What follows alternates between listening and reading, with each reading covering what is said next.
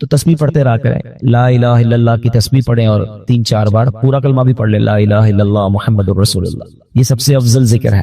پھر اس کے بعد آپ سبحان اللہ و بحمدہ سبحان اللہ العظیم یہ پڑھتے رہا کریں، سبحان اللہ الحمدللہ اللہ اکبر، یعنی اللہ کا ذکر زبان پہ رہے نا، فضول باتوں سے بچ کر جس رب نے زبان دی ہے اس رب کا ذکر کرتے رہیں، بیٹھے بیٹھے نیکیاں مل رہی ہیں، انشاءاللہ پریشانیاں الگ دور ہوں گی، غربت الگ دور ہوگی۔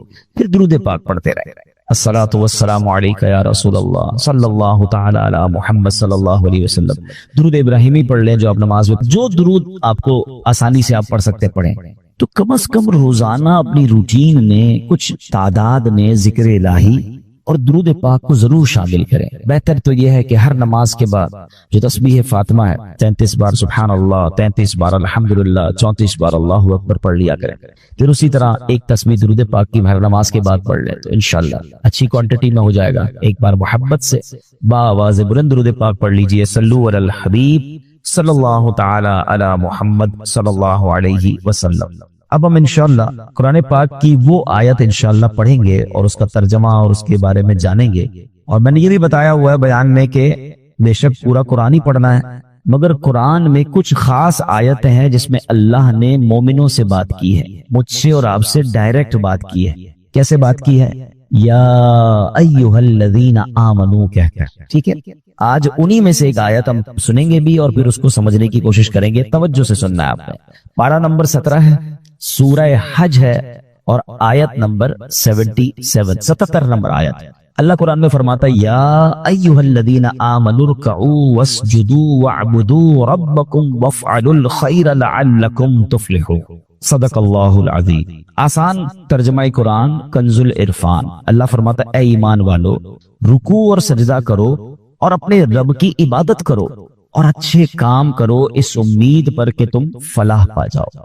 اب آتے ہیں اس آیت کی طرف جو ہم نے آیت تلاوت کی۔ 17واں پارہ ہے، سورہ حج ہے اور 77 آیت نمبر ہے۔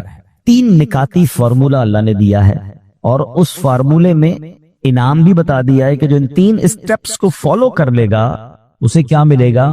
وہ فلاح پا جائے گا، ساری زندگی کامیابی سے گزارے گا، آخرت میں بھی اسے انعام مل جائے گا۔ یہی تو چاہیے نا کہ زندگی بیسٹ گزرے اور آخرت میں بھی محروم نہ ہو، ادھر بھی اللہ سکون دے ادھر بھی سکون دے۔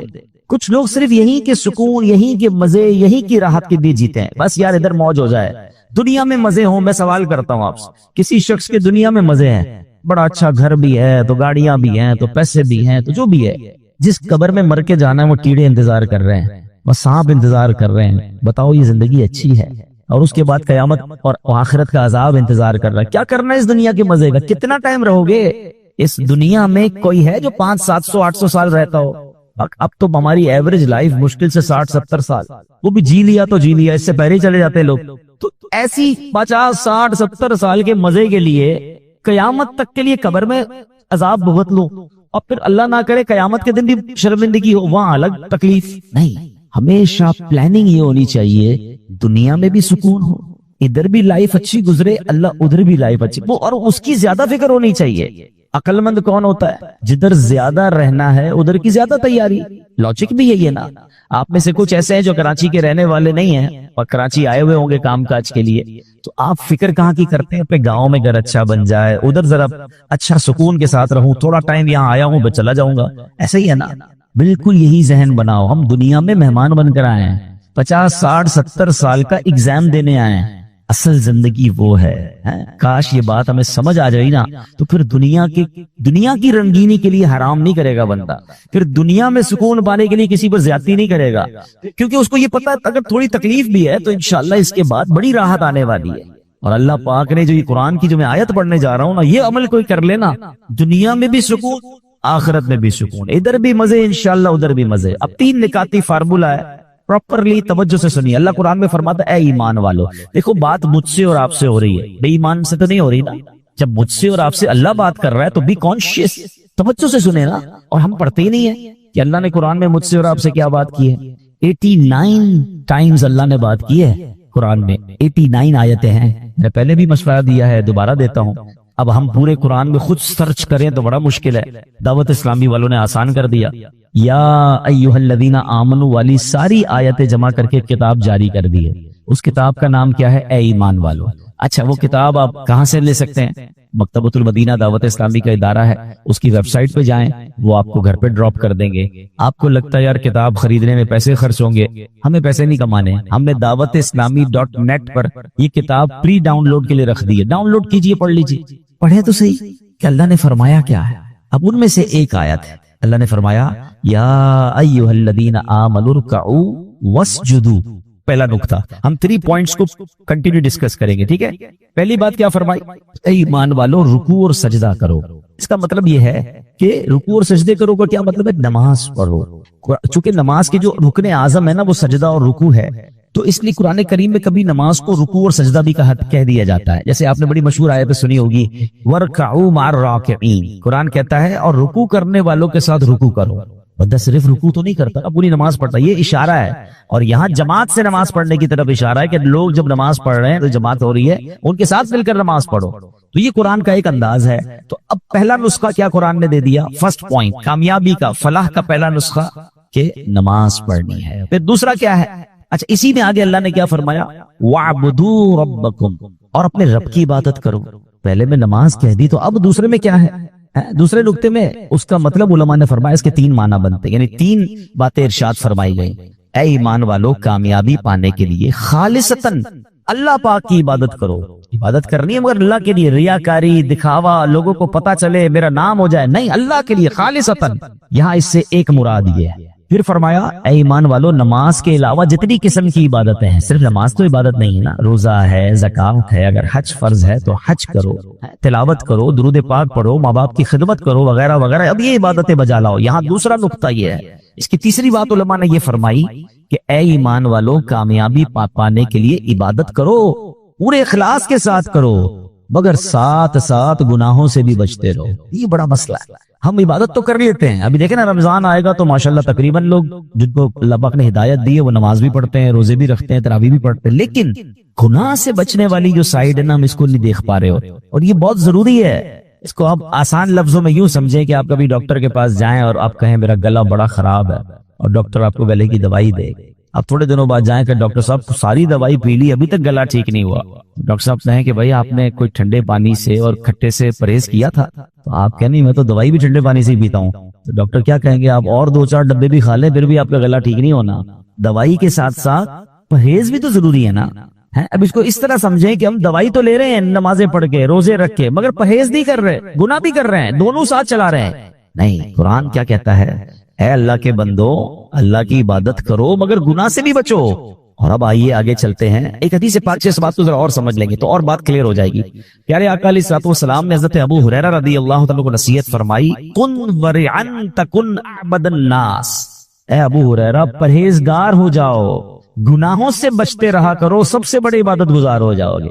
ہم کیا سمجھتے ہیں بہت زیادہ عبادت کرنے والا عبادت گزار ہوتا ہے، یقیناً عبادت کرنی ہے مگر گناہ سے بچنا از ویری امپورٹنٹ، یہ دونوں ملیں گے تو سمجھ لیں اس کی برکتیں ملیں گی۔ اس کو اور اچھے انداز سے سمجھیے، حضرت عمر فاروق رضی اللہ تعالیٰ عنہ مسلمانوں کے دوسرے خلیفہ ہیں نا، لوگوں سے خود آپ نے ایک سوال کیا، ساتھی بیٹھے تھے آپ کے، آپ نے کوشچن کیا ای الناس افضل، لوگوں میں سب سے افضل بندہ کون ہے؟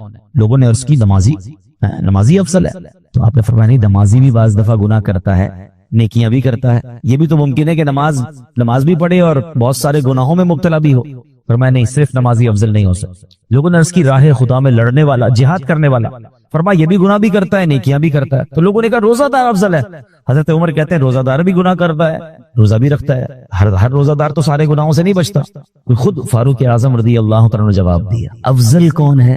فرمایا سب سے افضل بندہ صاحب ورع ہے، یعنی پرہیزگار ہے، یعنی گناہوں سے بھی بچنے والا ہے، تو پھر وہ اطاعت گزاروں میں ہے، پھر اس کی اطاعت مکمل ہو جاتی ہے۔ تو اصل بات ہے گناہوں سے اپنے آپ کو بچانا۔ اللہ پاک نے ایک جگہ فرمایا نا وَاعْبُدُوا رَبَّكُمْ، اپنے رب کی عبادت کرو، اے ایمان والو صرف اور صرف اللہ پاک کی رضا کے لیے عبادت کرو، ریاکاری سے بچو، ہر قسم کی عبادت بجا لاؤ، اور سب سے اہم یہ ہے کہ گناہوں سے بھی اپنے آپ کو بچاؤ۔ تو 2 پوائنٹ پورے ہو گئے۔ پہلا کیا تھا؟ فلاح پانے کا، کامیابی کا، کہ نماز پڑھنی ہے۔ دوسرا کیا ہے؟ عبادت کرنی ہے، نماز کے علاوہ جو عبادتیں وہ بھی کرنی، مگر گناہ سے بھی بچنا ہے۔ اور اب تیسرا نسخہ قرآن میں کیا فرمایا اللہ نے؟ اور اچھے کام کرو۔ عبادت تو ہو گئی، اچھے کام کیا ہے؟ لوگوں کے ساتھ بھلائی کرو، صلہ رحمی کرو، ماں باپ کے ساتھ، رشتہ داروں کے ساتھ اچھا سلوک کرو، ان کے ساتھ بھلائی سے پیش آؤ، اچھے اخلاق اپناؤ۔ اب یہ تینوں کام کر لو گے تو کیا ملے گا؟ قرآن آگے انعام بھی بتا رہا ہے، لعلکم تفلحون، اس امید پر کہ تم فلاح پا جاؤ۔ تو اے میرے پیارے اسلامی بھائی، بیوٹیفل فارمولا اور سکسیس، آج کل کہتے ہیں کچھ سکسیس کا فارمولا بتائیے، سکسیسفل سٹوری بتائیے۔ میں تو آپ کو اللہ کے کلام سے بتا رہا ہوں، جس رب نے ایمان والوں کو خود فارمولا دے دیا، 3 کام کر لو فلاح پا جاؤ گے۔ تو اب پریکٹس کرنے کا مہینہ آ گیا ہے، یعنی ماہ رمضان ہم پر پتہ ہے کتنی بڑی مہربانی کی گئی ہے، ثواب بڑھا دیا۔ کتنا ثواب بڑھا؟ لوگ کہتے ہیں یار کوئی پیکج بتاؤ، کوئی ڈیل بتاؤ، کوئی جناب آفر آئی ہوئی ہے، لوگ بڑا اس پہ ایکسائٹڈ ہو جاتے ہیں کہ فلاں کمپنی نے فلاں تاریخ کو آفر لگائی ہے، بھائی جلدی جلدی کر لو۔ رمضان کی آفر سنو گے؟ ہاں سبحان اللہ، رمضان کی جو آفر ہے نا، میں کہتا ہوں کمال ہے۔ حدیثوں میں مضمون ملتا ہے کہ رمضان میں نفل کا ثواب فرض کے برابر، فرض کا ثواب 70 گنا کر دیا جاتا ہے۔ رمضان میں روزہ دار کا سونا بھی عبادت ہے۔ رمضان میں روزہ دار کے منہ سے افطار سے پہلے جو بو آتی ہے وہ اللہ کے نزدیک مشک کی خوشبو سے زیادہ بہتر ہے۔ رمضان کی پہلی رات جب آتی ہے، اللہ اس امت پر نظر رحمت فرماتا ہے، اور اللہ جس پر نظر رحمت فرمائے اسے کبھی عذاب نہ دے گا۔ رمضان میں روزانہ افطار کے وقت 10 لاکھ گناہگار جہنم سے آزاد کر دیے جاتے ہیں۔ کیسے پیکج ہے؟ اچھا، رمضان میں جب جمعے کا دن آتا ہے، یعنی جمعرات کی مغرب سے جمعہ کی مغرب تک ہر گھڑی 10 لاکھ بخشے جاتے ہیں۔ تو وارے نہیں آ رہے ہیں نا ساری زندگی میں، اور آپ دعا کرتے ہیں یا اللہ ہماری پکار سن لے، ہماری دعا سن لے۔ رمضان کی راتوں میں فرشتہ آواز لگاتا ہے کوئی مانگنے والا کہ اس کی دعا قبول کر لی جائے، ہے کوئی توبہ کا طلبگار اس کی توبہ قبول کی جائے۔ مگر سچ بتاؤ اس اسکیم سے کتنے لوگ فائدہ اٹھاتے؟ پھر رمضان کا پہلا عشرہ، عشرہ رحمت، دوسرا عشرہ، عشرہ مغفرت، آخری عشرہ جہنم سے آزادی کا عشرہ، آخری عشرے میں 5 تاک راتوں میں ایک رات، وہ جسے لیلۃ القدر کہا گیا، 1000 مہینوں سے بہتر رات۔ اللہ اکبر، کتنی مہربانی کی اللہ نے ہم پر، یعنی ہر وہ سامان کر دیا گیا کہ میرا بندہ بخشا جائے۔ مگر سچ بتاؤ جو اس میں بھی نہ بخشا گیا، جو اس میں بھی غفلت کر لے، تو اس کا کیا بنے گا؟ پلیز اس آفر کو ضائع مت کرنا۔ دیکھیں ہمیں نہیں پتا پھر رمضان ملے نہ ملے، پچھلے سال کئی لوگ تھے جو ہمارے ساتھ تھے، اس سال نہیں ہے، کیا پتا اگلے سال ہم رمضان میں نہ ہو، ہمارے بارے میں باتیں ہوں کہ یار ہمارے ساتھ تھا ہمارا بھائی، اب نہیں ہے۔ تو اس رمضان کو غنیمت جاننا ہے، اپنی زندگی میں تبدیلی لائیں۔ زندگی پڑی ہے کھانے، گھومنے پھرنے، کمانے کے لیے، لوگ رمضان میں پیسے کمانے کی پلاننگ کرتے ہیں، نہیں، ساری زندگی پڑی ہے یار یہ کام کرنے کے لیے، اس مہینے میں عبادت، اللہ کو راضی کرنا ہے۔ اتنے گناہ ہیں، اتنی خطائیں، اب تو توبہ کرنی ہے نا۔ اب آپ سوچیں کہ یہ جو میں نے قرآن کا فارمولا بیان کیا، 3 نکاتی فارمولا، یہ رمضان میں اگر میں پریکٹس کر لوں کہ رمضان میں نمازیں پڑھوں اور عبادتیں کروں، اچھے کام بھی کروں، گناہوں سے بھی بچوں، تو انشاءاللہ میرا رب اللہ کی رحمت سے امید ہے مجھے فلاح پانے والوں میں شامل فرما لے گا۔ تو اپنی زندگی میں ہم نے تبدیلی لانی ہے۔ اچھا، اب یہاں ایک اور بڑا پرابلم ہے، ہم رمضان کی فضیلتیں بیان کر رہا تھا نا، رمضان میں ہمیں یہ جو پہلی بات قرآن نے فرمائی کہ اے ایمان والو رکوع اور سجدے کرو، تو رمضان میں نیت کریں کہ ساری نمازیں با جماعت پڑھیں اور پوری تراویح پڑھیں۔ ہاں یہ بڑی گڑبڑ ہو گئی ہے آج کل، لوگ تراویح میں ڈنڈی مارنا لگ گئے۔ ایک تو ٹرینڈ آ گیا 3 روزہ تراویح، 5 روزہ تراویح، 7 روزہ تراویح۔ ٹھیک ہے اگر آپ 3 روزہ 5 روزہ پڑھ رہے ہیں، لیکن اس کا مطلب یہ نہیں کہ اس کے بعد باقی تراویح معاف ہو گئی ہے۔ تراویح چاند رات تک، عید کی چاند نظر آنے سے پہلے پڑھنی ہے، جس دن چاند نظر آ گیا اس دن نہیں پڑھنی، باقی پڑھنی ہے، اور 20 رکعت پوری پڑھنی ہے کہ یہ سنت مؤکدہ ہے۔ اچھا، اس کے علاوہ سمجھیے نا، حدیث پاک میں آتا ہے جس کا مضمون ہے کہ جو رمضان میں ایک سجدہ کرے اس کو ایک سجدے کے بدلے 1500 نیکیاں ملیں گی۔ ہر سجدے پر جنت میں سرخ یاقوت کا محل عطا فرمایا جائے گا، اور فرمایا ایک درخت ایسا اسے جنت میں دیا جائے گا، اس کا سایہ اتنا بڑا ہوگا، اس کی ڈائمنشن اتنی بڑی ہوگی کہ گھڑ سوار یعنی ہارس رائڈر 500 سال تک دوڑتا رہے اس کا سایہ ختم نہیں ہوگا، یا اتنا سایہ ہوگا۔ اب مجھے بتاؤ یہ ہر سجدے پر انعام، مبارک ہونے جو پوری تراویح پڑھتے ہیں، 20 تراویح پڑھیں تو کتنے سجدے ہو گئے؟ 40 سجدے ہو گئے، 40 سجدے پر 1500 نیکیاں ملے تو 60,000 نیکیاں، 40 جنت کے گھر، 40 جنت کے درخت ملتے ہیں اس کو جو پوری تراویح پڑھتا ہے۔ اب کچھ لوگوں نے 8 پڑھ کے چلے جانا ہے، تو خود سوچے کتنا بڑا لاس کر رہے ہو اپنا. جو پڑھتے ہی نہیں وہ خود سوچے میں کتنا. بلکہ میں تو کہتا ہوں صرف تراویح کیوں, تہجد پڑھنا رمضان میں آسان ہو جاتا ہے. بندہ جو ہے وہ سحری میں تو اٹھتا ہی ہے, 2 رکعت تہجد پڑھ لے, 4 رکعت پڑھ لے, 12 رکعت تک پڑھی جا سکتی ہے. اللہ بس توفیق دے, ذہن مل جائے. اور سحری کے وقت دعا کرنا یہ خاص دعا کی قبولیت کا وقت ہے. اللہ کریم قرآن مجید میں کیا ارشاد فرماتا ہے, وَبِالْأَسْحَارِ هُمْ يَسْتَغْفِرُونَ, اور رات کے آخری پہروں میں بخشش مانگتے ہیں. یہ نیک لوگوں کا وصف قرآن میں بیان کیا. سحری میں اٹھیں, ایک تسبیح استغفار کی بھی پڑھ لیں, استغفر اللہ استغفر اللہ استغفر, دعا کریں, اور پھر سحری کر لیں. 10 منٹ پہلے اٹھ جائیں نا. یعنی ایک ایک سجدے پر اگر مجھے ایک جنت کا گھر مل رہا ہے, جنت کا درخت مل رہا ہے, 1500 نیکیاں مل رہی ہیں, تو کیوں سستی کرنی ہے؟ ساری رات گھومنا پھرنا, کرکٹ کھیلنا, پتہ نہیں کھانا پینا, اسی پہ قوم لگی ہوئی ہے. نہ کریں ایسا. ساری زندگی آپ کھا پی سکتے ہیں, رمضان اس لیے نہیں ہے. پلیز اس پہ عبادت کر لیجئے, اللہ کو راضی کر لیجئے, ڈھیروں نیکیاں کما لیجئے. میں چوٹ کرنے کے لیے, سمجھانے کے لیے کہہ رہا ہوں. چلے ہماری اس مسجد میں اگر ہم ایک اعلان کر دیں, کوئی بڑے صاحب آ جائیں اور اعلان کر دیں کہ بھائی اس رمضان میں جتنے لوگ تراویح پوری پڑھیں گے, 20 رکعتیں پڑھیں گے, جاتے جاتے 60 ہزار روپے کیش ان کو لفافے میں دیے جائیں گے, اور ایک DHA کا پلاٹ دیا جائے گا. مجھے بتاؤ اس مسجد میں جگہ تو چھوڑے, روڈے ووڈے سب بھر جائیں گی نا. اور لوگ پھر آخری دن دعا بھی کریں گے, یا اللہ 29 کا چاند نہ دکھے, 30 کا دکھے, ایک پلاٹ اور مل جائے گا, ایک 60,000 کا لفافہ اور مل جائے گا. ویسے لوگ یہی دعا کر رہے ہوتے ہیں جن کو روزے بھاری پڑتے کہ 29 میں رمضان چلا جائے. معاذ اللہ, ارے ایک دن اور مانگ لو یار. اب میں چوٹ کر رہا ہوں آپ کو, 60,000 روپے روز تراویح پہ ملے اور ایک DHA کا پلاٹ ملے, ہر بندہ پوری تراویح پڑھے گا. میں آپ کے نبی کا حدیث سنا رہا ہوں آپ کو, ہر سجدے پر 1500 نیکیاں ہیں, ہر سجدے پر ایک جنت کا گھر ہے. یار کیا دنیا کی چیزیں میں کام آئیں گی؟ ہم کیوں دنیا کی اسکیم کے لیے ریڈی ہیں اور جنت کے خزانے بٹ رہے ہیں اور ہم بھاگ جاتے ہیں. اچھا آتے ہیں کچھ لوگ نا رمضان میں, ہم نے ٹرینڈ دیکھا ہے, پہلے 3-4 دن مسجد فل ماشاءاللہ, اور چوتھے دن سے ایک صف پیچھے سے کم ہونا شروع ہوئے گی, اور آہستہ آہستہ پھر 15-17 رمضان تک نمازی کم ہو جائیں گے, پھر آخری طاق راتوں میں جوش آئے گا تو آئیں گے. ایسا نہ کرو یار پلیز. آپ اس بار پنکچوئل جم کے عبادت کریں کہ نہیں کچھ بھی ہو جائے, بلکہ رمضان میں پریکٹس کرنی ہے کہ اس بار ایسی عبادت کی عادت پڑ جائے کہ پھر رمضان تو چلا جائے, ہم مسجد سے جڑ جائیں گے انشاءاللہ. ہم نماز قضا نہ کریں, ہم عبادت میں دل لگا لیں. یہ تو ہماری اور آپ کی پریکٹس کروانے آ رہا. تو اس بار رمضان میں یہ ذہن بنا لیں کہ بس میں نے نیکیاں سمیٹنی ہیں اور میں نے اللہ کو راضی کرنا ہے. اللہ اکبر. نماز اوابین بھی ادا کیا کرے. آؤ اس کی فضیلت بتاؤں. یہ کیا طریقہ ہوتا ہے کہ آپ مغرب پڑھے تھے نا, 3 فرض پڑھتے ہیں, 2 رکعت سنت پڑھا کریں, 2 رکعت نفل پڑھیں, اور 2 رکعت اوابین کی نیت سے پڑھ لی. ٹوٹل 6 رکعتیں ہوتی ہیں. اور سبحان اللہ حدیث پاک میں ہے, جس نے نماز مغرب کے بعد 6 رکعتیں اس طرح پڑھی کہ کوئی بری بات نہ کی, تو اس کے حق میں 12 سال کی عبادت کرنے کے برابر ہے. کتنی دیر لگتی ہے؟ فرض تو پڑھتے ہی ہیں, کچھ لوگ سنتیں بھی پڑھتے ہیں. اب انشاءاللہ رمضان میں بھی نیت کروں. اب بھوک تو لگی ہوتی ہے, کھانا ریڈی ہوتا ہے, 2-4 منٹ کی بات ہے نا. ایک حدیث پاک میں آیا, جو مغرب اور عشاء کے درمیان مسجد میں ٹھہرا رہے, نماز اور قرآن کے علاوہ کوئی بات نہ کرے, تو اللہ پاک کے ذمہ کرم پر حق ہے کہ اس کے لیے جنت میں 2 محل بنائے, جن میں سے ہر ایک کی مسافت 100 سال ہوگی. دونوں کے درمیان اس کے لیے درخت لگائے گا. اگر اہل دنیا اس کا چکر لگائیں تو وہ سب کا احاطہ کر لے. یوں بٹ رہے ہوتے ہیں خزانے. اللہ کے گھر میں آیا کریں, بیٹھا کریں, جلدی نہ مچایا کریں, اور پھر مسجد کا ادب بھی کرنا ہے. یہ بات بھی میں سمجھا دوں. ہوتا کیا ہے کہ رمضان میں نمازی آتے ہیں ماشاءاللہ, بہت اچھی بات ہے, لیکن دیکھیں مسجد اللہ کا گھر ہے, اللہ کے گھر کا اکرام ہے. کوئی تو پروٹوکول ہوگا نا. آپ کہیں دعوت میں جاتے ہیں, کسی بڑی شخصیت کے گھر جاتے ہیں, اپنا لباس چیک کرتے ہیں, خوشبو لگاتے ہیں, چہرہ دھوتے ہیں, اچھی بات ہے. مگر کیا اللہ کے گھر میں آتے وقت یہ کرتے ہیں؟ ایسا سوچنا ہوگا نا. جیسا کپڑا ہے, اسمیل آ رہی ہے, بو آ رہی ہے, بعض لوگوں کے منہ سے بدبو آ رہی ہوتی ہے. آپ کو پتا ہے بعض صورتوں میں کہ جب آپ کے جسم اور منہ سے اسمیل آ رہی ہے, بدبو آ رہی ہے, مسجد میں آنا ہی ناجائز ہے, کیونکہ اللہ کے فرشتے آتے ہیں ادھر, ان کو تکلیف ہوتی ہے, مسلمانوں کو بھی تو تکلیف ہوتی ہے نا.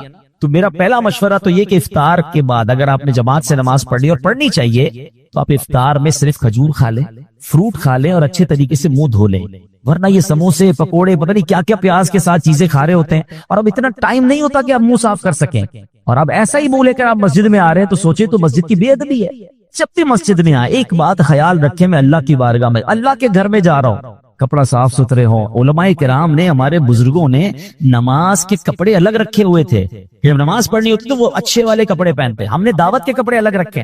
کچھ لوگ نماز ایسے کپڑے پہن کے پڑھتے ہیں جب کسی کے سامنے وہ کپڑے نہیں پہن سکتے. ہم نے دیکھا گھر میں وہ عجیب سے کپڑے پہن کے نمازیں پڑھ رہے ہیں. بھائی باقی کے یہی کپڑے پہن کے کسی دنیا دار کے پاس جاؤ گے؟ نہیں ذرا رکیں, ذرا استری کروا لو, ذرا کپڑے تیار کر لو. خود سوچیں یار, جتنا اکرام کریں گے, جتنی عزت کریں گے, مسجد میں جتنے وقار سے آئیں گے, انشاءاللہ اتنا نوازا جائے گا. ایک اور بات یاد کر لیں, مسجد میں ہنسنا قبر میں اندھیرا لاتا ہے. مسجد میں ضرور آئیں مگر ہنسی مذاق نہیں ہونی چاہیے, سیریس رہیں. مسجد میں فضول باتیں نیکیوں کو اس طرح کھا جاتی ہیں جیسے آگ لکڑی کو کھا جاتی ہے. ادھر آ کے بھی تراویح میں آئے ہیں, اب ٹائم تو گزر نہیں رہا, پیچھے بیٹھے ہیں, ہاں بھائی کیا چل رہا ہے ڈالر کا ریٹ, آج کل کیا ہو رہا ہے سونے کا بھاؤ. ارے اللہ کے بندے, اللہ کے گھر میں بیٹھے آخرت کی بات کر لے بھائی, تھوڑا ذکر الہی کر لے. فارغ ہے تو نہیں بس بھی اٹھا لو, دنیاوی بات نہ کریں. یہ آپ کے نیکیوں کو برباد کرنے والا کام. اعتکاف کرنے والوں کو بھی یہ احتیاط کرنی چاہیے. اگر آپ کو لگتا ہے میں فضول باتوں سے نہیں بچ سکتا, ہنسی مذاق سے نہیں بچ سکتا, تو آپ کو اعتکاف نہیں کرنا چاہیے. کہیں ایسا نہ ہو سب بخشے جائیں اور آپ گناہ لے کے جا رہے ہیں. تو ادب کے ساتھ جتنا مسجد کا ادب کریں گے اتنی برکتیں ملیں گی. مسجد میں ایک اور شرعی مسئلہ بھی سن لیں, مسجد میں کھانا پینا, سونا, سحری, افطاری کرنا یہ جائز نہیں. لیکن اگر کوئی مسجد میں آ کر اعتکاف کی نیت کر لے گا تو پھر یہ چیزیں اس کے لیے ضرورتاً جائز ہو جائیں گی. تو اپنی عادت یہ بنائیں کہ جب بھی مسجد میں آئے, whenever you enter in مسجد, آپ نے اعتکاف کی نیت کر لینی. کیسے کرتے ہیں؟ دل میں کر لیں میں اعتکاف کی نیت کرتا ہوں, زبان سے کہہ لیں نویت سنت الاعتکاف, تو اب آپ کا یہ کھانا پینا وغیرہ جائز ہو جائے. اب میں بڑی اہم بات کی طرف آخر میں توجہ دلانا چاہتا ہوں کہ نبی پاک کی پہلے ایک حدیث سن لیں. میرے آقا علیہ الصلوۃ والسلام فرماتے فاتقوا شہر رمضان, فرمایا ماہ رمضان کے معاملے میں ڈرو. ڈرنا کیوں ہے؟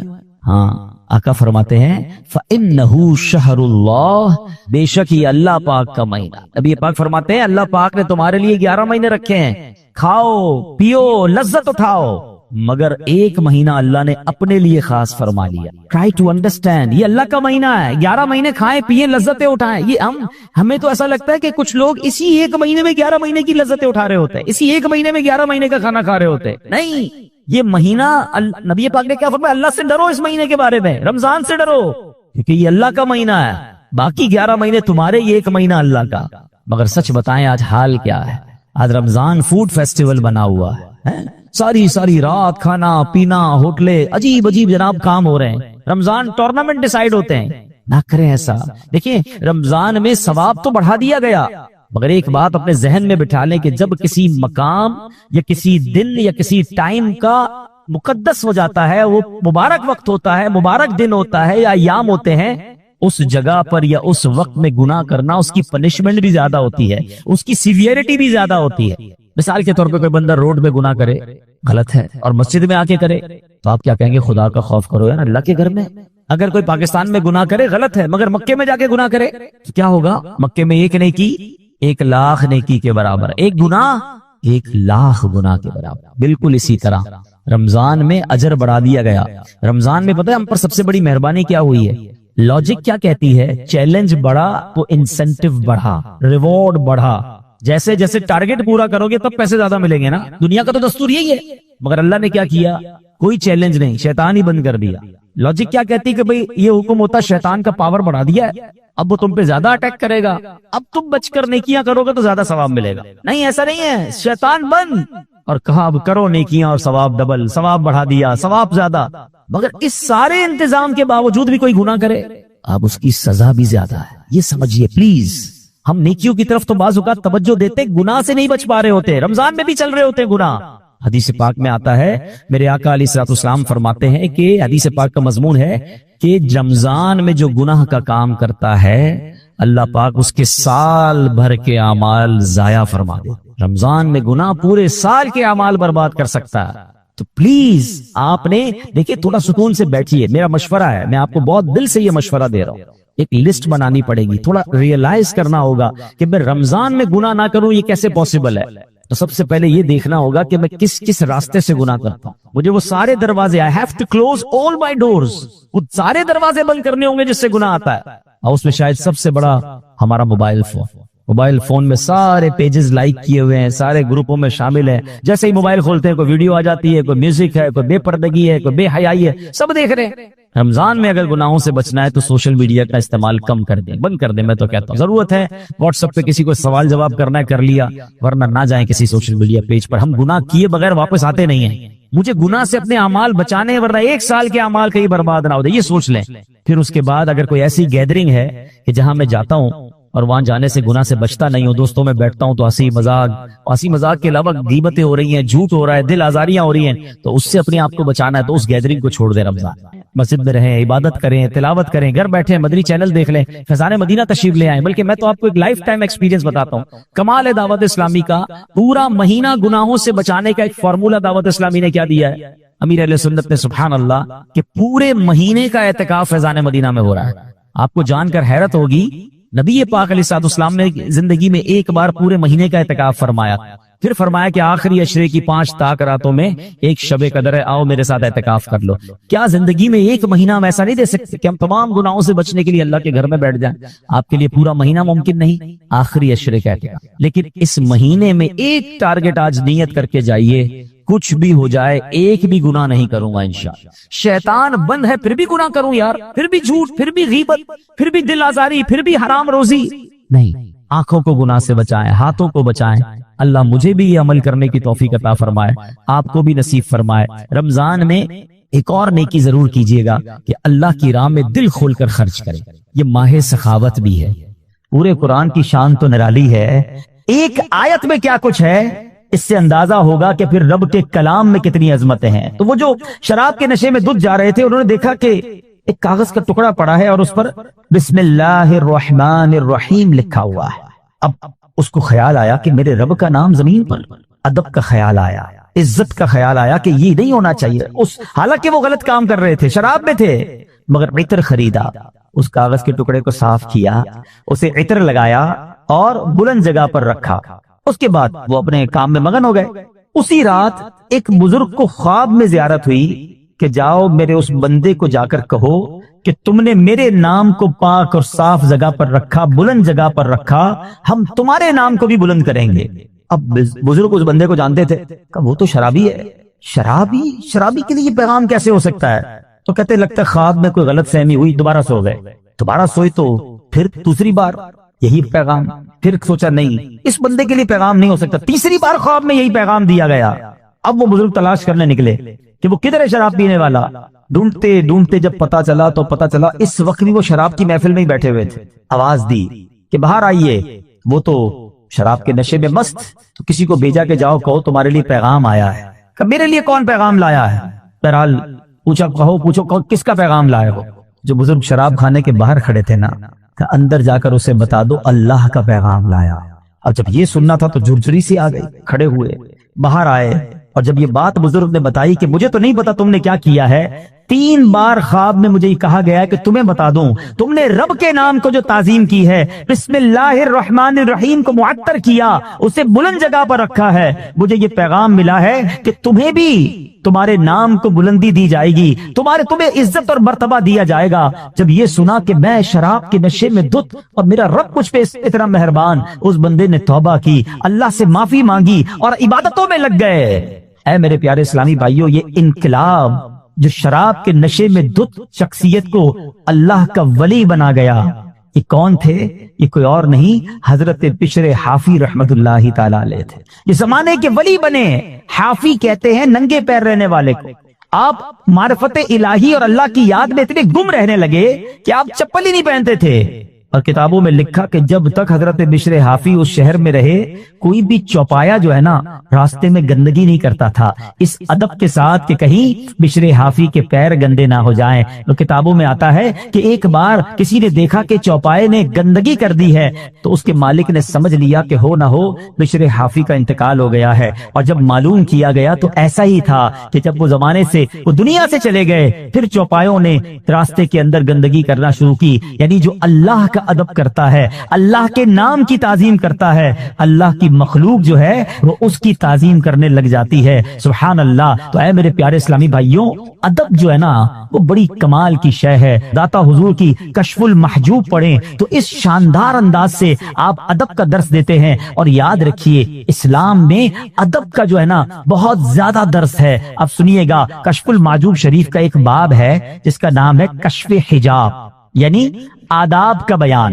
اس باب میں داتا گنج بخش علی حجویری رحمت اللہ تعالی علیہ نے بنیادی طور پر 3 چیزیں ذکر فرمائی۔ نمبر 1، ادب کسے کہتے ہیں؟ نمبر 2 ادب کی قسمیں کتنی ہیں، اس کی کیٹیگریز کیا کیا ہیں، اور نمبر 3 مختلف آداب زندگی اس میں بیان کیے گئے۔ اور سبحان اللہ داتا گنج بخش جو ہے ادب کی اہمیت بیان کرتے ہوئے فرماتے ہیں کہ ہر شخص کے لیے اس کے مقام کے مطابق علیحدہ آداب ہیں، مروت، سنت اور عزت کی حفاظت ادب ہی کے ذریعے ہوتی ہے۔ اور پھر آپ نے قرآن پاک کی آیت جو ہمیں درس دیتی ہے، آپ نے وہاں پر تحریر فرمائی، سبحان اللہ، اللہ قرآن میں کیا فرماتا ہے، یا ایھا الذین آمنوا قوا انفسکم واہلیکم نارا وقودها الناس والحجارہ۔ اللہ قرآن میں فرماتا ہے اے ایمان والو اپنی جانوں اور اپنے گھر والوں کو اس آگ سے بچاؤ جس کے ایندھن آدمی اور پتھر ہیں۔ اب بچانے کا طریقہ کیا ہے؟ صحابی رسول سلطان المفسرین حضرت عبداللہ ابن عباس رضی اللہ تعالیٰ عنہ اس آیت کریمہ کی تفسیر میں فرماتے ہیں ای فقہوہم وادبوہم، یعنی اے ایمان والو تم پر لازم ہے کہ خود کو بھی اور اپنے اہل خانہ یعنی اپنی فیملی کو بھی جہنم کی آگ سے بچاؤ۔ مگر یہ ہوگا کیسے؟ تم کس طرح خود کو اور اہل خانہ کو آگ سے بچا سکتے ہو؟ اس کا طریقہ یہ ہے فقہوہم، خود بھی علم دین سیکھو، دین کی علم حاصل کرو، اپنی فیملی کو اپنے بچوں کو بھی دین کی سمجھ عطا کرو، ادبوہم، خود بھی ادب یعنی مینر سیکھو اور اپنی فیملی کو اپنے بچوں کو بھی آداب سکھاؤ، اور یہ ہے طریقہ جہنم کی آگ سے بچنے کا۔ تو پتا چلا کہ ادب کا کتنا بڑا مقام ہے۔ مسلمانوں کی پیاری امی جان حضرت عائشہ صدیقہ طیبہ طاہرہ رضی اللہ تعالی عنہا سے روایت ہے، اللہ پاک کے آخری نبی مکی مدنی رسول ہاشمی صلی اللہ تعالی علیہ وسلم نے فرمایا بچے کا اپنے باپ پر حق ہے کہ وہ اس کا اچھا نام رکھے اور اچھے آداب سکھائے۔ بادب بانصیب، ہمیشہ یاد رکھیں، بادب بانصیب اور بے ادب بد نصیب۔ اور مفسرین کرام سبحان اللہ ہماری تربیت فرماتے ہیں کہ اللہ پاک نے حضرت موسیٰ علیہ السلام جب کوہ طور پر آئے تھے، حاضر ہوئے تھے، تو کیا فرمایا؟ اللہ نے قرآن میں حضرت موسیٰ سے کیا فرمایا؟ بے شک میں تیرا رب ہوں تو اپنے جوتے اتار ڈال، بے شک تو پاک جنگل طوا میں ہے۔ اس کی تفسیر میں مفسرین نے لکھا کہ اللہ پاک نے جو حضرت موسیٰ علیہ السلام کو جوتے اتارنے کا حکم دیا، اس کی وجہ یہ تھی کہ بادشاہوں کے دربار میں جوتے اتار کر حاضر ہونا یہ ادب کا انداز ہے، اور خدا تو احکم الحاکمین ہے۔ تو حضرت موسیٰ اللہ کی بارگاہ میں وادی طوا میں جا رہے ہیں، لہذا حکم ہوا کہ اے موسیٰ اپنے رب کریم اور اس بابرکت وادی کے ادب میں نالین شریف اتار دیجئے۔ تو پتا چلا ادب کا درس اللہ کریم کی طرف سے قرآن پاک میں جا بجا موجود ہے۔ اور سنیے حضرت جلال بصری رحمت اللہ تعالی علیہ فرماتے ہیں ایمان کا تقاضا یہ ہے کہ بندہ شریعت پر عمل کرے، لہذا جو شریعت نہیں جانتا وہ کامل ایمان والا نہیں، اور شریعت ادب سکھاتی ہے، تو جو ادب نہیں جانتا اس کا ایمان کامل نہیں۔ سیدی اعلیٰ حضرت امام عشق و محبت کیا فرماتے ہیں؟ لا دین لمن لا ادب لا، اعلیٰ کہتے اس کا دین ہی نہیں ہے جس میں ادب نہیں ہے۔ تو یاد رکھیے بادب بانصیب، بے ادب بد نصیب۔ اچھا پھر پرابلم یہ ہے ادب جو ہے نا وہ صحبت سے بھی آتا ہے۔ بادب لوگوں کے ساتھ آپ بیٹھیں، آپ کو ان کو بزرگوں میں ادب کرنا نظر آئے گا، اولیاء کی ادب کی بات کریں گے، جب صحابہ اور اہل بیت کی بات کریں گے تو زبان سے بڑے ادب والے الفاظ نکلیں گے۔ مگر آج پرابلم یہ ہے کہ بے ادبوں سے دوستی، بے ادبوں کی باتیں سنتے سنتے زبان بھی بے ادب ہو جاتی ہے۔ تو اے میرے پیارے اسلامی بھائیوں، آج سیدی اعلیٰ حضرت کا یہ پیغام لے جاؤ، لا دین لمن لا ادب لا، اس کا دین ہی کمپلیٹ نہیں ہوتا ہے جس کے اندر ادب نہیں ہوتا ہے۔ اور یہی درس داتا حضور داتا گنج بخش علی حجویری رحمت اللہ تعالی علیہ کا ہے۔ ہم سب نے یہ نیت کرنی ہے کہ ہمیں صحبت بھی اختیار کرنی ہے، ماحول بھی اختیار کرنا ہے، دوستی بھی کرنی ہے، تو ادب والوں کے ساتھ کرنی ہے، عشق والوں کے ساتھ کرنی ہے، جو اولیاء کا ادب کریں، جو صحابہ کا ادب کریں، جو اہل بیت کا ادب کریں، جو انبیاء کا ادب کریں، اور جو ہمارے آقا جناب رسول اللہ صلی اللہ تعالی علیہ وسلم کا دل و جان سے ادب کریں۔ تو بہرحال اس ایک واقعے میں جہاں ادب کا درس ملا، حضرت بشر حافی کو مقام کیسے مل گیا؟ بظاہر کون سی نماز تھی، کون سا سجدہ تھا، کون سا صدقہ تھا؟ ادب نے زمانے کا ولی بنا دیا۔ اور بے ادبی جو ہے نا وہ بندے کو تخت سے تختے پر لے آتی ہے، سب برباد ہو جاتا ہے۔ ابلیس شیطان عبادت گزار تھا نا، معلم الملکوت تھا، فرشتوں کا استاد تھا، جنت کا خزانچی تھا، بے ادبی کی نا، حضرت آدم علیہ السلام کو سجدہ نہیں کیا، بلکہ بڑے جس کو کہنا کہ تکبرانہ انداز میں کہا کہ میں کیوں سجدہ کروں، انا خیر من، اے اللہ میں اس سے بہتر ہوں، خلقتنی من نار وخلقتہ من طین، تو نے مجھے نار سے آگ سے بنایا، ان کو مٹی سے بنایا ہے۔ بے ادبی، ایک بے ادبی نے عزازیل کو، فرشتوں کے استاد کو ابلیس بنا دیا، مردود قرار دے دیا گیا۔ آج میں اور آپ سوچیں کہ اگر ہماری زبان میں ادب نہیں ہے، ہمارے انداز میں ادب نہیں ہے، تو ہم کہیں مارے نہ جائیں۔ اور ادب کی تعلیم ہمیں اپنے بچوں کو دینی ہے، اپنی فیملی کو دینی ہے۔ تو ایک پہلا درس آج کے بیان سے ادب کا لے کے جانا ہے۔ اور سبحان اللہ، اے اہل سنت والو، تمہیں مبارک ہو، تمہیں کمال کا مسلک اور کمال کی کہتے ہیں نا منہج ملا ہے، خوبصورت راستہ ملا ہے، دین کا کیا خوبصورت حصہ ملا ہے۔ جب بھی آپ عاشقان اہل بیت سے، اہل سنت والوں سے ملتے ہیں نا، سبحان اللہ، وہ صحابہ سے بھی پیار کرتے نظر آئیں گے، وہ اہل بیت سے بھی پیار کرتے نظر آئیں گے، وہ اولیاء سے بھی محبت کی بات کریں گے۔ کچھ لوگ تو کسی کے پاس جاؤ صحابہ کی بات کرتے ہیں، اہل بیت کی بات نہیں کرتے، کچھ اہل بیت کی بات کریں تو صحابہ کی بات نہیں کرتے۔ اہل سنت والو، تمہارا بیڑا پار ہے، اور کیوں نہ ان ہستیوں سے ہم پیار کریں، کیونکہ یہ راستہ تو نبی پاک نے ہمیں دکھایا ہے۔ سبحان اللہ، میرے آقا نبی پاک علیہ الصلوۃ والسلام اپنے صحابہ کے بارے میں کیا فرماتے ہیں؟ فرماتے اصحابی کالنجوم فبأیہم اقتدیتم اہتدیتم، میرے صحابہ ستاروں کی مانند ہیں، لائک سٹارز، کسی کی بھی پیروی کر لو تم ہدایت پا جاؤ گے۔ صحابہ کو ستارے کہا، اور سبحان اللہ اپنی آل کو کیا فرمایا؟ ایک حدیث کا مضمون ہے، میرے آقا فرماتے میری آل میری امت کے لیے کشتی نوح کی مانند ہے، جو اس میں سوار ہو گیا اس کا بیڑا پار لگ جائے گا۔ تو یہ تو دونوں ہمارے لیے ضروری ہے نا، ہماری دونوں آنکھیں ہیں، صحابہ بھی دل و جان سے ہمیں پیار ہے، اہل بیت پہ جان قربان ہے۔ تو سبحان اللہ، بریلی کے تاجدار امام عشق و محبت نے اہل سنت کا یہ عقیدہ کس شان سے اور کس پیارے انداز میں بیان کیا، اور ان دونوں حدیثوں کا عطر عطا کر دیا۔ دیکھیں آج جو پڑھے لکھے لوگ بیٹھے ہیں، آج کل تو کمپاس وغیرہ آ گئے اور اس سے پانی کے جہاز راستہ ڈھونڈ لیتے ہیں، مگر ایک زمانہ ایسا تھا کہ کشتی چلانے والے ستاروں سے راستہ ڈھونڈتے تھے۔ تو دو چیزیں چاہیے ہوتی تھی سفر کمپلیٹ کرنے کے لیے، اچھی کشتی اور ستارے۔ سبحان اللہ، اب دیکھو بریلی کے تاجدار کیا کہتے ہیں، فرماتے ہیں اہل سنت کا ہے بیڑا پار، اصحاب حضور نجم ہے اور ناؤ ہے عطرت رسول اللہ کی۔ نجم کہتے ستاروں کو، ہمارے تو ستارے صحابہ ہیں اور ہماری کشتی اہل بیت ہیں، تو پھر بیڑے نے پاری لگنا ہے نا انشاءاللہ۔ تو سبحان اللہ، ہر صحابی نبی تو ادب، سب کا ادب، اولیاء کا ادب، بلکہ اولیاء کا، صحابہ کا، اہل بیت کا تو اپنی جگہ کرنا ہی کرنا ہے۔ ہمیں نارمل مسلمانوں سے بھی ادب سے بات کرنی ہے، ہمیں کیوں کسی کو ذلیل کرنا ہے، کیوں کسی سے لڑائی کرنی ہے، کیوں کسی کو طنز کرنا ہے۔ ایک بات یاد رکھیے گا، اللہ کریم نے اپنے اولیاء کو اپنے بندوں میں چھپا کر رکھا ہے۔ ہمیں نہیں پتا کون اللہ کا ولی ہو سکتا ہے، یہاں کوئی رب کے ایک نہیں ایک سے زیادہ ولی بیٹھے ہو۔ اچھا علماء یہ بھی بتاتے ہیں کہ اس بندے کو بھی نہیں پتا ہوتا کہ ولایت کی منزل پہ پہنچ چکا ہے، اللہ جسے چاہے اپنا ولی بنا لے۔ تو اب ہم اللہ کے کسی ولی سے لڑ رہے ہیں، اس کو ڈانٹ رہے ہیں، اس کو جھڑک رہے ہیں، اس کو ذلیل کر رہے ہیں کیونکہ میرا ملازم ہے، کیونکہ وہ غریب ہے، اس لیے اگر وہ رب کا ولی ہے، ویسے تو عام مومن کو بھی تنگ نہیں کر سکتے، لیکن ولایت کی بات دیکھیں، جتنا چھوٹا سا میرا مطالعہ ہے، علماء بھی بیٹھے ہیں، اب تک جو میں نے پڑھا ہے، دو ہی باتوں میں نے یہ پڑھا ہے کہ جہاں اللہ سے جنگ کرنے کی بات کی گئی ہے، اور یہ کتنی خطرناک بات ہے۔ نمبر ایک، سود کا کام کرنے والا۔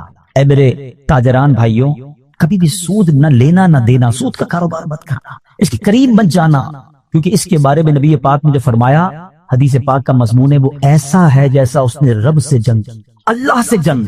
یار اللہ سے جنگ کر کے کوئی جیت سکتا ہے؟ برباد ہی ہوگا نا، تباہ و برباد ہو جائے گا۔ ہم نے سود کا کام کرنے والوں کو اینڈ آف دا ڈے برباد ہوتے ہی دیکھا ہے۔ اور جو دوسری روایت نظروں سے گزری ہے نا، فرمایا جس نے اللہ کے ولی سے دشمنی کی، وہ ایسا ہے جیسے اس نے رب سے جنگ کا اعلان کر دیا، یا اللہ اس سے اعلان جنگ فرماتا ہے۔ اب سوچ لو، اگر کسی ولی سے ہی دشمنی ہو گئی، اللہ کے کسی بندے سے دشمنی لے کے بیٹھے ہیں، لڑائی کر رہے ہیں، تنگ کر رہے ہیں، اور کیا پتہ وہ اللہ کی بارگاہ میں کیا مرتبہ رکھتا، ادب، پیار، محبت، درگزر۔ کوئی غریب بھی ہے تو ہمیں نہیں پتا اللہ کی بارگاہ میں اس کا کیا مرتبہ ہے، بلکہ احادیث میں تو یہ مضمون نبی پاک نے سمجھے صراحت کر دی اور ڈیفائن کر دیا، کہ جس کا مضمون یہ کہ کچھ لوگ ایسے ہوتے ہیں جن کے بال بکھرے ہوتے ہیں، پرا گندا بال، میلے کچیلے کپڑے، محفل میں کوئی انہیں بلاتا نہیں ہے، نہ آئے تو کوئی نوٹس بھی نہیں کرتا، مگر اللہ کی بارگاہ میں ان کا یہ مرتبہ ہوتا ہے کہ اگر وہ قسم اٹھا لیں تو رب وہ قسم پوری فرما دیتا ہے۔ اب سوچیں، ایسے تو بہت سارے لوگ ہمارے قریب بیٹھے ہوتے ہیں، اچھا بعض اوقات قریب آتا تو بٹھاتا بھی کوئی نہیں انہیں، نہ کیا کرو ایسا. ہو سکتا ہے کہ میری مشکلیں، میری پریشانیاں، ہماری ڈیفیکلٹیز، ہمارا کاروبار نہ چلنا، گھر کی بیماریاں، اس کی وجہ یہ ہو کہ میں کسی اللہ کے ولی کو تنگ کر بیٹھا ہوں، بے ادبی کر بیٹھا ہوں. اپنی زبان میں نرمی لائے نا. کسی بڑے اس کو نا سمجھدار آدمی نے ایک بات کہی ہے کہ میٹھا کھانے سے شوگر ہوتی ہے، میٹھا بولنے سے شوگر نہیں ہوتی. میٹھا بولنا شروع کر دو نا یار. میٹھا بولنا ہی چھوڑ دیا ہم نے. میٹھے بول اپنائیں، سب کے ساتھ پیار سے بات کریں. کچھ لوگوں کا انداز ہی بڑا روب والا ہوتا ہے، اور پھر کیا ہوتا ہے، کہتے ہیں نا زبان میں ہڈی ہوتی نہیں مگر کئی ہڈیاں توڑوا دیتی ہے. زبان میں تلوار نہیں مگر خون بہا دیتی ہے. کسی کی تلوار کا وار جو ہونا اس کا زخم بھر جاتا ہے مگر زبان کا زخم نہیں بھرتا. تو زبان کا اچھا استعمال. ادب آج یہ درس لے کے جاؤ کہ انشاءاللہ. اچھا اب ادب کیسے ملے گا؟ با ادب لوگوں کے ساتھ بیٹھ کر ملے گا. تو الحمدللہ دعوت اسلامی کا ماحول جہاں آپ کو ادب ہی سکھایا جاتا ہے. بچوں سے بھی شفقت کرنی ہے، بڑوں سے بھی پیار سے بات کرنی ہے، بزرگوں سے کیسے بات کرنی ہے، اولیاء، صحابہ، اہل بیت، ازواج مطہرات، امہات المومنین، ادبی کی بات آپ کو ملے گی. بے ادبی کا اسٹائل ہے ہی نہیں. تو یہاں رہو، انشاءاللہ با ادب بن جائیں گے. ہم اللہ سے دعا کرتے ہیں، نبی پاک کی بارگاہ میں التجا کرتے ہیں کہ حضور ہمیں اپنے با ادب غلاموں میں ہی شامل رکھیے گا. بڑا پیارا شعر ہے نا کلام کا. محفوظ شاہ رکھنا صدا بے ادبوں سے، محفوظ شاہ رکھنا صدا بے ادبوں سے، اور مجھ سے بھی سرزد نہ کبھی بے ادبی. تو انشاءاللہ با ادب رہیں گے انشاءاللہ. اب دوسرا درس اس واقعے سے کیا ملتا ہے؟ سبحان اللہ. بسم اللہ الرحمن الرحیم. ایک آیت، اس کا کمال ہی اور ہے، اس کے راز ہی اور ہیں، اس کے اسرار ہی اور ہیں. قرآن پاک کی تو شان ہی نرالی ہے، مگر آج فقط کچھ باتیں میں آپ کو اللہ کے اس مبارک کلام کی اس ایک آیت کے رموز، اسرار، سیکرٹس، فضائل سنے تو عقل حیران ہو جاتی ہے. سبحان اللہ. بے ایمانوں کو ایمان دینے والی یہ آیت ہے. ذرا واقعہ سنیے گا. ایک یہودی تھا، نان مسلم، ایک یہودن پر عاشق ہو گیا اور عشق مجازی کا اس پر ایسا غلبہ ہوا کہ یہ مجنون جیسا ہو گیا. نہ کھانے پینے کا ہوش تھا، نہ آرام کرتا تھا، بڑا پریشان. اس زمانے میں اللہ کے ایک ولی تھے حضرت عطا رحمت اللہ تعالی علیہ. ان کے پاس آیا اور کہا کہ حضور میں بہت پریشان ہوں، وہ فلاں سے عشق ہو گیا ہے، چین ہی نہیں آتا. آپ اللہ والے تھے، آپ نے ایک کاغذ کے ٹکڑے پر بسم اللہ الرحمن الرحیم لکھا اور کہا یہ کھا جاؤ. اس نے وہ کاغذ کا ٹکڑا نگل لیا کہ شاید میرا کام بچ جائے گا. سچی بات ہے، اس کا کام بن گیا.